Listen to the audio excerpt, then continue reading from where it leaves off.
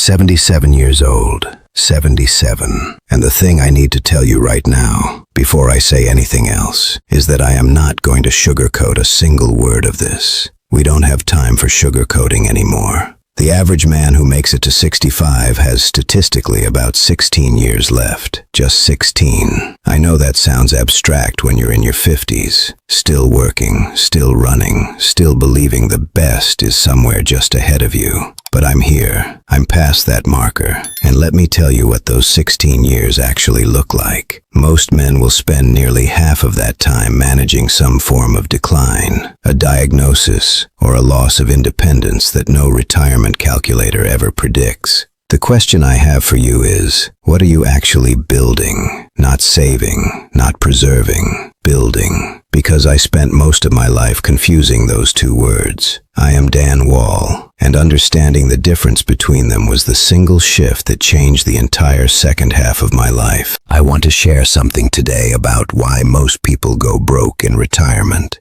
and how you can ensure you won't be one of them. If you want to learn how to build a freedom that ordinary numbers can't explain, subscribe to The Rich Retiree right now. My story starts back in Ohio. My father worked the same manufacturing job for 31 years. Same clock in, same handshake every Friday. He was proud of that. And the deal he believed in, the deal he raised me to carry, was simple. Work hard, save steadily, keep your head down, and at 65, the good years finally begin. That was the gospel I took with me into my career in insurance. I was good at it. I built relationships and became someone people trusted with their family's financial futures. Margaret and I married in 1972, bought the house with the oak trees, and had a financial advisor who always pointed at a compound interest chart and said, "Dan, just keep feeding this. At 65, you'll be safe." I believed the chart. I believed retirement was the finish line. Margaret and I would sit on the porch and plan Italy, the Amalfi Coast, and Route 66. We talked about a deep, earned rest. I worked until 66, just to maximize the benefits. I was being smart. On the day of my retirement party, I drove home, sat at the kitchen table, and a strange silence landed on me. I had saved. I had planned, I had arrived, and I realized that what I had was a floor, a minimum limit, but I had no plan to keep growing. The first year had beautiful moments, but reality crashed the party quickly. My right knee, which I'd ignored for years, decided it was finished. In Italy, the cobblestone streets became a nightmare. We came home 3 days early. Then came Margaret's diagnosis. She's well today.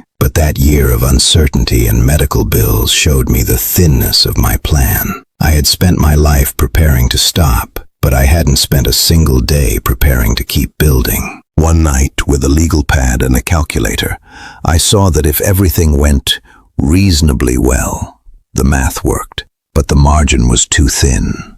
I was standing on a floor that could give way at any moment. The shift happened when my brother-in-law Frank told me a firm had approached him for consulting. He said, "They aren't paying me for my time anymore, Dan. They're paying me for my 30 years of experience. And those 30 years are worth more right now than they've ever been."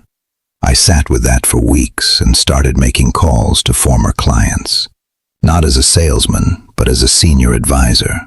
I offered to review their risk structures with the eyes of someone who had seen it all. Within a year, I had a 15-hour-a-week consulting practice. It was new money.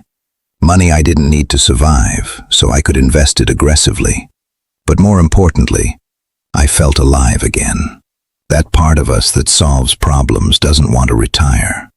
It just wants better terms, more autonomy, and more meaning. Here is the truth nobody tells you. Stop seeing yourself as someone who is finished building. The knowledge you've accumulated isn't the residue of a career that's over. It is a rare asset. There is an entire generation of entrepreneurs who would pay dearly for your wisdom. The question isn't whether the market exists. It does. The question is whether you're going to let that asset die with you, or use it to build a second layer of income. Your pension and your savings are your floor. Protect them. But if you build a second story of income based on your expertise, you have the ceiling that protects you from the unexpected. My net worth crossed a threshold at 72 that I genuinely never expected to reach. It wasn't luck. It was the decision to trade preservation for building on different terms. Last year, we went back to Italy. This time, no rush and no financial anxiety. I felt like I had won, not against the market, but against the version of myself who thought the best was behind him. I am 77. Time is not theoretical for me. The moment you decide your building years are finished, they are finished. But the moment you decide there is still something to build, the path appears. Don't wait until you feel ready. Start small. Start this week.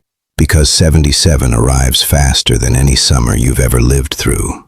I want you to look back at a life where you never stopped growing. I am Dan Wall, and this is The Rich Retiree. Subscribe so your future isn't just a statistic of decline. Start building today. I'll see you in the next video.